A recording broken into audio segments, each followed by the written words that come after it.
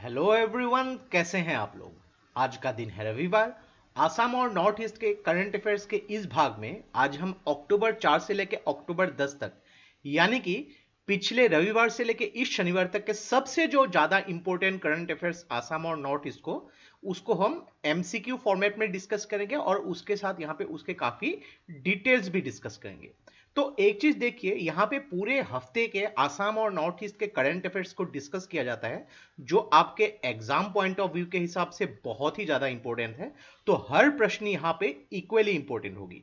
तो इस वीडियो को एंड तक बिल्कुल देखते रहिएगा। और इससे पहले अगर आप लोगों ने हमारे चैनल को अब तक सब्सक्राइब नहीं किया है तो इसको प्लीज सब्सक्राइब कर लीजिए, ताकि आने वाले ऐसे ही वीडियोस के नोटिफिकेशन इसी तरह आपको मिलते रहे। अभी तक आसाम और नॉर्थ ईस्ट के करंट अफेयर्स के जितने भी वीडियोस हम लोगों ने डिस्कस किए हैं, सारे के सारे ये वीडियोस को प्लेलिस्ट बना के मैंने डिस्क्रिप्शन में दे दिया है, वहां से आप उसको फॉलो कर सकते हैं। और इस वीडियो का जो पीडीएफ है आपको हमारे वेबसाइट में फ्री ऑफ कॉस्ट मिल जाएगी। नीचे डिस्क्रिप्शन में मैंने वेबसाइट का लिंक दे दिया है, वहां से आप उसको फॉलो कर सकते हैं। तो हमेशा की तरह आज भी हम नॉर्थ ईस्ट के एक टॉपिक से ही शुरुआत करेंगे। तो पिछले कुछ दिनों से आप लोगों ने डेफिनेटली देखा होगा कि all Assam motor transport association ने यहां पे एक स्ट्राइक की थी। तो गुवाहाटी के साथ बहुत सारे ऐसे जो आसपास के एरिया में यहाँ पे जो पब्लिक ट्रांसपोर्ट है, ये लगभग बंद हो चुकी थी। अगर आप लोग गुवाहाटी में रहते हैं तो अगर आप लोग को कहीं पे जाना हो तो बहुत ही मुश्किल होती थी, यहाँ पे जो पब्लिक ट्रांसपोर्ट बंद हो चुकी थी। तो इसका देखिए मेन रीजन क्या है कि कोविड 19 के वजह से जो भी रेवेन्यू लॉसेस हुई थी गवर्नमेंट को, तो गवर्नमेंट ने उसको जनरेट करने के लिए क्या किया था कि अलग अलग चीजों की जो दाम है उसको इंक्रीज कर दिया था। जो भी एसेंशियल कमोडिटीज है उसके साथ पेट्रोल की भी दाम। तो इसके वजह से क्या होगा कि जो टैक्स जनरेशन में बढ़ोतरी होगी, तो गवर्नमेंट की जो रेवेन्यू लॉस हुई थी थोड़ी सी यहां पे कॉम्पेंसेट करेगी। लेकिन इसमें क्या हुआ कि भुगतना पड़ा all Assam motor transport association को। किस तरीके से, तो मान लीजिए कि एक यहां पे बस जो है all Assam motor transport association के अंडर चलती है, तो गवर्नमेंट ने यहां पे बोला था कि कोई भी जो पब्लिक ट्रांसपोर्ट है यहां पे उन लोग जो है सिर्फ 50% ही जो पैसेंजर यहां पे ले जा पाएंगे। तो मान लीजिए कि एक बस है, वहां पे जो है मान लीजिए कि 10 लोग जो है लेके जाया जा सकता है, लेकिन गवर्नमेंट के ऑर्डर के हिसाब से अभी सिर्फ 5 ही लोग लेके जा सकते हैं। लेकिन यहां पे जो है जो यहां पब्लिक सर्विसेज पब्लिक ट्रांसपोर्ट के जो यहां पे ओनर्स है, उन लोग को बहुत ही बड़ा झटका लगा था। एक तो देखिए यहां पे पेट्रोल की दाम बढ़ गई। दूसरी बात क्या है कि यहां पे पहले अगर 10 लोग लेके जाए जा सकते थे, अभी इस 10 लोगों को कम करके सिर्फ 5 ही लोग लेके जा सकते हैं। तो क्या हुआ कि अभी इन ओनर्स को, जो all Assam motor transport association को, उन लोग को जो रेवेन्यू जनरेशन होती थी ये काफी कम होने लगी। तो उन लोगों ने गवर्नमेंट को यहां पे रिक्वेस्ट किया कि यहां पे हम लोग को अलाउ कीजिए कि हम लोग जो है जो पब्लिक ट्रांसपोर्ट उसके भी फेयर को बढ़ाया जा सके। लेकिन गवर्नमेंट ने इसके ऊपर कुछ भी ध्यान नहीं दिया था। काफी सारे यहाँ पे अलग अलग मुश्किलात भी हुई होगी गवर्नमेंट को। तो इसके वजह से जो है all Assam motor transport association ने 5 अक्टूबर से जो यहाँ पे जो इन फाइनाइट टाइम के लिए एक्चुअली जो चक्का बंद यहाँ पे जो स्ट्राइक कर दिया था कि कोई भी पब्लिक ट्रांसपोर्ट यहाँ पे नहीं चलेगी, इंक्लूडिंग जो सिटी बसेस है, यहाँ पे जो ट्रैकर्स है, ई रिक्शोज है, तो ये बंद कर दिया था। बाद में क्या हुआ कि गवर्नमेंट के साथ यहाँ पे all Assam motor transport association के एक यहाँ पे निगोशिएशन मीटिंग भी हुई और गवर्नमेंट को उनका जो डिमांड मानना पड़ा। तो अभी आसाम में ये अलाउ कर दिया है कि 100% जो ऑक्यूपेंसी फुल होगी, यानी कि जो पब्लिक ट्रांसपोर्ट में 100% उनकी जो कैपेसिटी है उसके हिसाब से यात्री को लेके जाया जा सकता है। तो ये निगोशिएशन क्या, बिकॉज उन लोगों ने स्ट्राइक किया था यहाँ पे। तो इस खबर में बस इतना ही। तो जैसे कि आप लोग जानते हैं कि ईशान का जो है अगस्त महीने का वॉल्यूम हम लोगों ने कुछ दिन पहले रिलीज किया है। तो अगर आप लोग नए हैं इस वीडियो में, तो ईशान क्या है, बेसिकली पूरे महीने का आसाम और नॉर्थ ईस्ट के जो करंट अफेयर्स आपके एग्जाम पॉइंट ऑफ व्यू के हिसाब से इंपॉर्टेंट है, उसकी एक्सप्लेनेशन यहां पे मिलेगी। और यहां पे जो है पूरे महीने का जो इंपॉर्टेंट टॉपिक्स होती है, चाहे वो आसाम के जियोग्राफी से रिलेटेड हो, नॉर्थ ईस्ट से कुछ भी टॉपिक से रिलेटेड हो, सोशल इश्यूज से रिलेटेड हो, कुछ भी इकोनॉमी से रिलेटेड हो, आसाम एंड नॉर्थ ईस्ट के अलग अलग एक्सपर्ट के द्वारा जो लिखी गई यहाँ पे एसेस आप पढ़ सकते हैं। तो ये देखिए एपीएससी के अगर देखेंगे यहाँ पे जो जीएस पेपर 5 जो है यहाँ पे मेंस के लिए, या फिर जो है आसाम से रिलेटेड बहुत सारे टॉपिक्स एपीएससी में पूछे जाएंगे। तो ये एक यूनिक हमारी इनिशिएटिव है जिसके हिसाब से आप पूरे महीने का करंट अफेयर्स का जो यहाँ पे कंपाइलेशन एक ही जगह पे आपको मिल जाएगी, उसके साथ जो कॉन्टेम्पोरेरी इश्यूज के रिलेटेड जो भी एसेज आपको यहां मिल जाएगी। इसके अलावा भी यहाँ पे जो एक आसाम दर्शन टॉपिक है, जिसमें हर हम लोग इशू में आसाम के एक डिस्ट्रिक्ट के बारे में डिस्कस करते हैं, और इसके साथ हर इश्यूज में आसाम में हिस्ट्री हो, जियोग्राफी, आर्ट एंड कल्चर के ऊपर एमसीक्यूज भी डिस्कस करते हैं। तो ये रहा अगस्त महीने का, ये जुलाई, ये जून और ये मई महीने का। इन सभी जो इश्यूज के पीडीएफ आप लोग जो है डाउनलोड कर सकते हैं। नीचे लिंक उसका डिस्क्रिप्शन में मैंने दे दिया है, वहां से आप उसको डाउनलोड कर सकते हैं। बहुत ही कम प्राइस है, यहाँ पे सिर्फ 35 रुपीज है। तो अगर आप लोग बाहर निकल के भी जाएंगे तो 35 तो वैसे भी आपके खर्चे हो जाएंगे, लेकिन यहाँ पे ये 35 रुपीज जो है ये आपकी बहुत ज्यादा मदद करने वाली है। पैसे बहुत ज्यादा नहीं होते यहाँ पे, लेकिन इसमें जो भी नॉलेज है ये बहुत ही ज्यादा आपको हेल्प करने वाली है। तो चलिए आज का जो क्वेश्चन आंसर्स शुरू करते हैं। इनमें से कौन से ऑर्गेनाइजेशन ने रिसेंटली सेल्फ लर्निंग बुक्स जो है आसाम के स्कूल चिल्ड्रन के लिए यहां पे इनिशिएट किया है? तो सेल्फ लर्निंग बुक्स जो है ये आसाम के जो स्कूल्स के लिए यहां पे स्टार्ट किया है यूनिसेफ ने। तो यूनिसेफ का सही उत्तर है। तो यूनिसेफ का फुल फॉर्म जैसे कि आप लोग जानते होंगे, यूनाइटेड नेशंस चिल्ड्रंस फंड। इसकी स्थापना हुई थी 1946 में और इसका हेडक्वार्टर है न्यूयॉर्क में।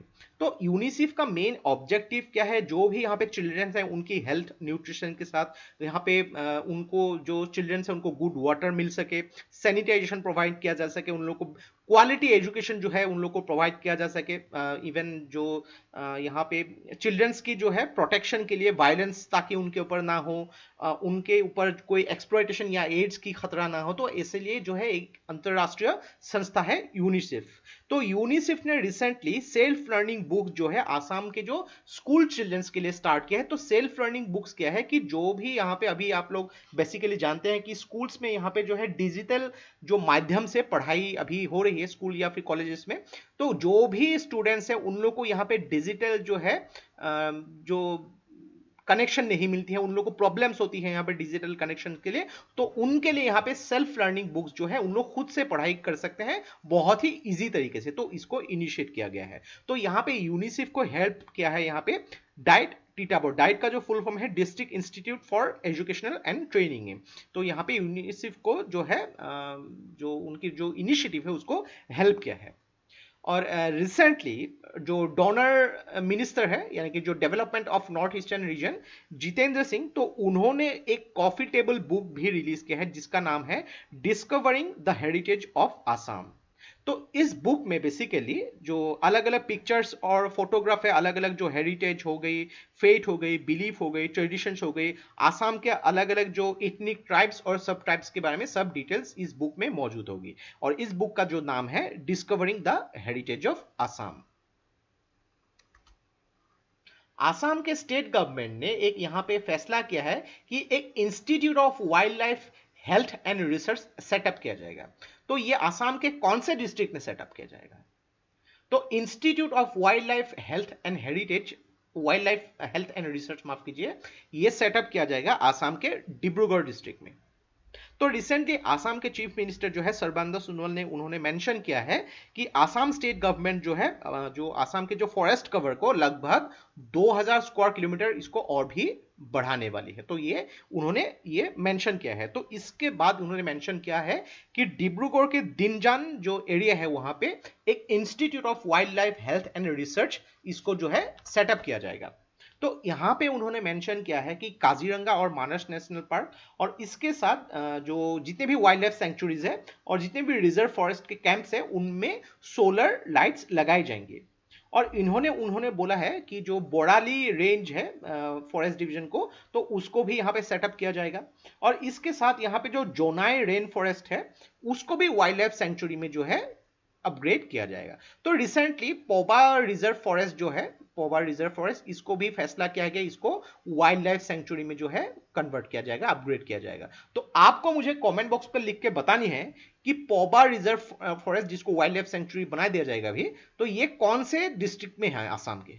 पोबा वाइल्ड लाइफ सेंचुरी कौन से डिस्ट्रिक्ट में है ये आपको मुझे कमेंट बॉक्स पर लिख के बतानी है। आसाम के चीफ मिनिस्टर ने रिसेंटली कार्बन न्यूट्रलिटी प्रोजेक्ट ये कौन से डिस्ट्रिक्ट में लॉन्च किया है? तो कार्बन न्यूट्रलिटी प्रोजेक्ट जो है ये लॉन्च किया है माजुली में। तो इसका सही उत्तर है माजुली। तो कार्बन न्यूट्रलिटी प्रोजेक्ट मींस क्या होता है कि अलग अलग यहाँ पे जो इंडस्ट्रीज होती है या फिर अलग अलग सोर्सेज से जो कार्बन की जो एमिशन होती है, तो उसको क्या करना है, जितना कार्बन का एमिशन हो उसको कंपेंसेट करने के लिए अलग अलग प्रोसेस के जरिए जो कार्बन को कंपेंसेट किया जाना चाहिए। तो मान लीजिए कि यहाँ पे 100 कार्बन की मॉलिक्यूल्स जो है एमिट हो गई है और उसको जो है न्यूट्रल कर दिया गया, यानी कि ऐसे सोर्सेस के जरिए ताकि जो नेट कार्बन एमिशन जो है ये जीरो हो। तो इसके लिए यहाँ पे जो है प्लांटेशन ड्राइव करना बहुत ही इंपॉर्टेंट है।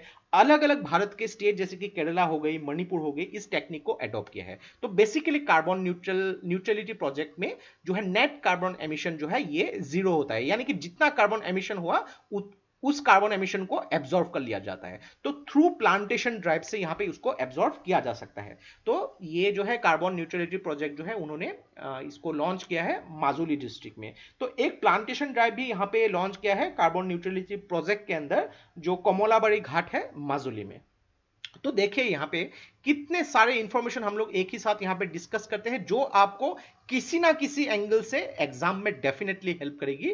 तो ये सारे डिटेल्स जो है आपको ईशान में जो है इन रिटन फॉर्म मिल जाएगी।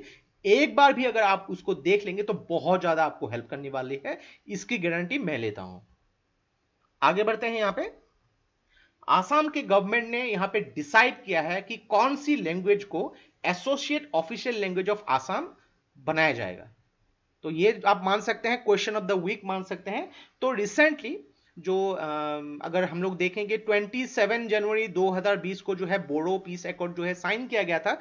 पिछले जो वीडियो में इससे पहले वाले जो वीडियो में मैंने बोडो पीस अकॉर्ड के बारे में डिटेल में डिस्कस किया था। अगर आप लोग को बोडो पीस अकॉर्ड के बारे में यहाँ पे बीटीआर के बारे में पता नहीं होगा तो प्लीज पुराने वाले जो इससे पहले वाले जो वीडियो उसको देख लीजिएगा, डिटेल में मैंने डिस्कस किया था यहाँ पे। तो 9 मंथ्स हो गए यहाँ पे। तो उसके बाद बोडो पीस अकॉर्ड के 9 मंथ्स के बाद यहाँ पे आसाम के गवर्नमेंट ने डिक्लेयर किया गया है कि बोडो लैंग्वेज जो है इसको associate official language of Assam बनाया जाएगा। तो ये एक महत्वपूर्ण डिसीजन है। और इसके बाद यहाँ पे जो है आसाम के गवर्नमेंट ने एक और डिसीजन लिया, दो डिसीजन लिए थे यहाँ पे, कि जो बोडो कोसारी ऑटोनोमस काउंसिल जो है इसको सेटअप किया जाएगा। यानी कि जो 6 शेड्यूल के अंतर बाहर जो भी बोडो कम्युनिटी के लोग रहते हैं उनके यहाँ पे डेवलपमेंट के लिए बोडो कोसारी ऑटोनोमस काउंसिल की स्थापना की जाएगी। तो अगर देखेंगे यहाँ पे जो है कोकराझार, उडालगुड़ी, बक्सा, चिरांग, इन सब एरिया जो बीटीआर एरिया जो है इससे बाहर जो भी बोडो कम्युनिटी के लोग हैं तो उनके डेवलपमेंट के लिए जो है Bodo Kosari autonomous council development किए जाएंगे। और एक चीज देखिए कि पिछले हफ्ते ही जो है आसाम के जो गवर्नर है प्रोफेसर जगदीश मुखी, उन्होंने जो है बीटीएडी जो है इसका नाम जो चेंज करके इसका नाम बीटीआर यानी कि बोडोलैंड टेरिटोरियल रीजन रख दिया है। टोक्लाई टी रिसर्च इंस्टीट्यूट ये आसाम के कौन से डिस्ट्रिक्ट में लोकेटेड है? तो Tocklai T research institute Assam के जोरहाट डिस्ट्रिक्ट में लोकेटेड है। तो इसको एक्चुअली एस्टैब्लिश किया गया था as a scientific department Indian tea association का इन द ईयर 1911 में। तो टोक्लाई टी रिसर्च इंस्टीट्यूट के जो प्रेजेंट चेयरमैन है पीके बेसबरुआ, और पीके बेसबरुआ जो है इंडियन टी एसोसिएशन के भी चेयरमैन है। तो यहाँ पे देखिए यूनियन फूड प्रोसेसिंग इंडस्ट्रीज ने यहाँ पे जो है टोक्लाई टी रिसर्च इंस्टीट्यूट के लिए 3.39 करोड़ जो है सैंक्शन किया है कि टोक्लाई टी रिसर्च इंस्टीट्यूट में एक फूड टेस्टिंग लेबोरेटरी भी स्थापना की जाएगी। तो इसमें अलग अलग काफी सारे जो एग्रीकल्चर प्रोडक्ट जो है टी के अलावा यहाँ पे उसकी भी टेस्टिंग की जाएगी, जैसे कि सीरियल्स हो गए, पल्सेस हो गए, स्पाइसेस, ऑयल सीड्स, जो फ्रूट्स, वेजिटेबल्स, जो हॉर्टिकल्चर प्रोडक्ट्स होते हैं। और इसके अलावा ड्रिंकिंग वाटर जो है इसकी भी टेस्टिंग जो टोक्लाई टी रिसर्च इंस्टीट्यूट में की जाएगी।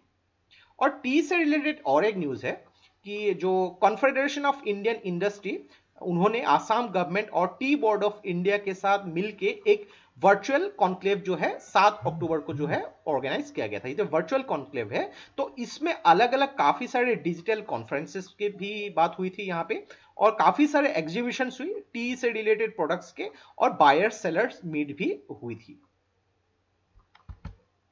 आसाम के चीफ मिनिस्टर ने रिसेंटली कौन सा मोबाइल ऐप लॉन्च किया है ताकि एग्री प्रोडक्ट्स जो है उसकी सेलिंग टाइमली किया जा सके।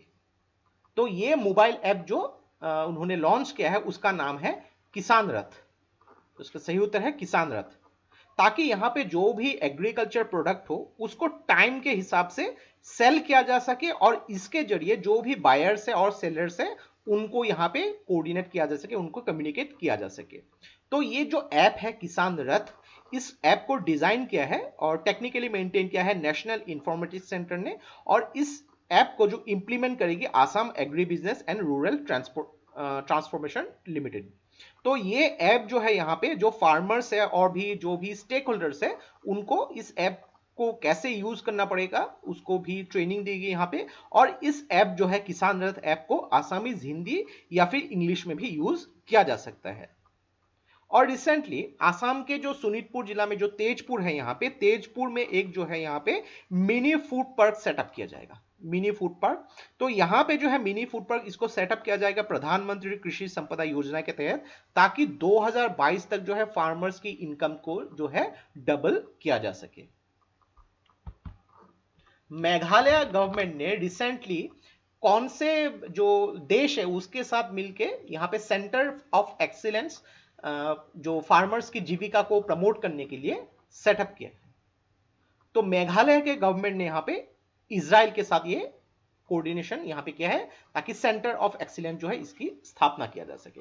तो सेंटर ऑफ एक्सीलेंस क्या है, एक वाइटल स्टेप है ताकि जो बायोडाइवर्सिटी रिसर्च जो रिसोर्सेस है मेघालय में और यहाँ पे जो एग्रोकेमिकल कंडीशंस है सॉइल्स की उसको यहाँ पे मद्देनजर रखते हुए यहाँ पे अलग अलग डेवलपमेंट किया जा सके। तो यहाँ पे जो है जो मल्टीफोल्ड एस्पेक्ट्स है मेघालय के, उसके साथ यहाँ पे मेघालय के टूरिज्म पोटेंशियल को भी इंक्रीज किया जा सके। तो इजराइल ने यहाँ पे कहा है कि इजराइल यहाँ पे कोलैबोरेशन के हिसाब से जो यहाँ पे फस्टिगेशन हो गई, यहाँ पे जो प्रोटेक्टेड कल्टीवेशन हो गई या फिर क्वालिटी प्लानिंग मटेरियल्स जो यहाँ पे प्रोवाइड करेगी।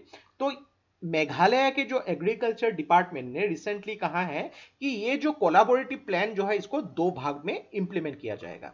तो पहले भाग में यहाँ पे जो है हाई वैल्यू वेजिटेबल्स हो गई यहाँ पे, और उसके साथ जो वाटर मैनेजमेंट उसको थ्रू मल्टीपल रिजर्वर्स के हिसाब से इसको जो है इंप्लीमेंट किए जाएंगे। और दूसरी जो भाग है इसमें जो है यहाँ पे जो रिसर्च एंड डेवलपमेंट प्रोजेक्ट्स को एक्सपेंशन किया जाएगा मेघालय के जो भी सिट्रस फ्रूट है उसको प्रोजेक्ट को डेवलपमेंट करने के लिए। रिसेंटली कौन से राज्य ने बैम्बो राइस लॉन्च किया है? तो बैम्बो राइस रिसेंटली लॉन्च किया है त्रिपुरा के गवर्नमेंट ने। तो त्रिपुरा के जो चीफ मिनिस्टर है बिप्लब देब, उन्होंने इसको लॉन्च किया है। तो ये आप देख सकते हैं बैम्बो राइस कुछ इस प्रकार की दिखती है। तो बैम्बो राइस क्या होता है, जनरली एक बैम्बो का जो प्लांट है ये लगभग 40 साल तक जिंदा रहती है। तो एट द एंड ऑफ इस लाइफ टाइम, यानी कि जब 40 साल होने वाला है तो ये बैम्बो का प्लांट अगर इसको काटा नहीं गया है तो क्या होता है कि इस बैम्बो का जो शूट होता है इससे क्या होता है कुछ सीड्स निकलते हैं। तो देखने में ये चावल जैसे ही होती है लेकिन बहुत ज्यादा न्यूट्रिशियस होती है। तो इसी को हम कह सकते हैं बैम्बो राइस, लगभग थोड़ी सी पेल ग्रीन कलर की आप यहाँ पे देख सकते हैं। तो इस बैम्बो राइस की काफी सारे जो एडवांटेजेस है कि इसमें जो है प्रोटीन जो है नॉर्मल राइस या फिर गेहूं से काफी ज्यादा होती है। जो बॉडी के जो जॉइंट पेन हो गई, यहाँ पे बैक पेन हो गई, फिर अलग अलग पेन्स को यहाँ पे रिमूव करने के लिए बहुत ही फायदेमंद होता है। इवन जो कोलेस्ट्रॉल लेवल को भी कंट्रोल किया जा सकता है बैम्बो राइस के जरिए। और पिछले महीने भी जो त्रिपुरा के गवर्नमेंट ने एक बैम्बो कुकीज भी लॉन्च किया था जो बैम्बो शूट से वहां पे डेवलप किया गया था बैम्बो कुकीज को। तो ये त्रिपुरा का जो है त्रिपुरा बैम्बो मिशन 2022 का ही एक पार्ट है जिसके जरिए हर टाइप के जो फार्मर्स है उनकी जो इनकम को डबल किया जा सके। एचमार लैंग्वेज, तो इसको प्रोनाउंस कैसे करते हैं एक्चुअली मुझे पता नहीं, तो एचमार लैंग्वेज ही मैं बोलता हूं इसमें। एचमार लैंग्वेज इनमें से कौन से स्टेट के साथ रिलेटेड है? तो एचमार लैंग्वेज इस ये रिलेटेड है मिजोरम के साथ। तो इसका सही उत्तर है मिजोरम। तो देखिए यहाँ पे एक डिसीजन जो है यहाँ पे एक्चुअली एक अकॉर्ड साइन किया गया था सितंबर 2017 में। तो इस एक्चुअली ऑर्डर के हिसाब से मिजोरम गवर्नमेंट को जो है एक पीस अकॉर्ड जो है उनके मिजोरम गवर्नमेंट और एचमार पीपल कन्वेंशन उनके बीच में जो 1994 में एक जो है अकॉर्ड साइन किया गया था, तो इसके ऑर्डर जो है ये प्रोमलगेटेड किया गया था 2017 में। तो इसके हिसाब से जो है एचमार लैंग्वेज जो है मिजोरम के जो प्राइमरी लेवल तक जो है यहाँ पे जो स्कूल स्टूडेंट्स है उन लोग को जो मीडियम ऑफ टीचिंग होनी चाहिए, इसके बारे में बात किया गया है। लेकिन मिजोरम में अभी तक जो है इसको प्रॉपर्ली इंप्लीमेंट नहीं किया गया था। तो एचमार लैंग्वेज जो है यहाँ पे बोला गया है कि मिजोरम की गवर्नमेंट यहाँ पे डेफिनेटली इसके ऊपर कार्रवाई करेगी स्ट्रिक्टली, ताकि एचमार लैंग्वेज को जो है इसको जो है मीडियम ऑफ इंस्ट्रक्शन के हिसाब से इंक्लूड किए जा सके। तो ये थे हमारे पूरे हफ्ते के आसाम और नॉर्थ ईस्ट के जो करंट अफेयर्स। तो देखिए यहाँ पे उसी करंट टॉपिक्स को हम लोग डिस्कस करते, तो जो कोई ना कोई एंगल से आपके एग्जाम पॉइंट ऑफ व्यू के हिसाब से इंपॉर्टेंट हो, आपके general knowledge point of view के हिसाब से इंपॉर्टेंट हो, और उसमें से जो भी आपको रिजल्ट निकलेगा, ये रिजल्ट जो है आपको मेंस हो गई या फिर जो है प्रीलिम्स हो गई, यहाँ पे बहुत ही ज्यादा हेल्प करने वाली है यहाँ पे। तो इसी जो टॉपिक्स को ही हम लोग यहाँ पे डिस्कस करते हैं। डेफिनेटली आप लोग यहाँ पे न्यूज़पेपर को रेगुलर पढ़िएगा, लेकिन न्यूज़पेपर से बहुत सारे ऐसे टॉपिक्स भी होती है जो टॉपिक्स आपके एग्जाम पॉइंट ऑफ व्यू के हिसाब से इंपॉर्टेंट नहीं है उतना। बहुत सारे पॉलिटिकल न्यूज़ेस हो गए यहाँ पे, वो सब डेफिनेटली आपको एज ए रेस्पॉन्सिबल सिटीजन के हिसाब से जाननी चाहिए, लेकिन उसमें बहुत ज्यादा कॉन्सेंट्रेट मत कीजिए, क्योंकि पॉलिटिकल न्यूज़ेस जो है इतने ज्यादा पूछे नहीं जाते हैं एग्जाम्स में। आपको जाननी चाहिए, लेकिन एग्जाम पॉइंट ऑफ व्यू के हिसाब से इंपॉर्टेंट नहीं है। तो यहाँ पे इसीलिए पॉलिटिकल न्यूज़ेस जो है हम लोग कभी भी डिस्कस नहीं करते हैं। तो इस वीडियो का जो है जो प्लेलिस्ट आपको डिस्क्रिप्शन में मिल जाएगी, और पीडीएफ में जो है आपको हमारी इसका पीडीएफ जो है हमारे वेबसाइट में फ्री ऑफ कॉस्ट मिल जाएगी। तो नीचे जो डिस्क्रिप्शन है वहां से आप उसको फॉलो कर सकते हैं। तो अगर ये वीडियो अच्छा लगा आपको, इसको प्लीज लाइक कीजिए, इसको सब्सक्राइब कीजिए, इसको शेयर कर दीजिए, क्योंकि ऐसे वीडियोस बनाने के लिए हम लोग को बहुत ज्यादा मेहनत और रिसर्च की जरूरत होती है, और आप लोग का सपोर्ट हम लोग को बहुत ज्यादा इंस्पायर करता है और भी हार्ड वर्क करने के लिए। तो आज के लिए बस इतना ही। देखते रहिए study rise. Take care, thank you and Jai Hind.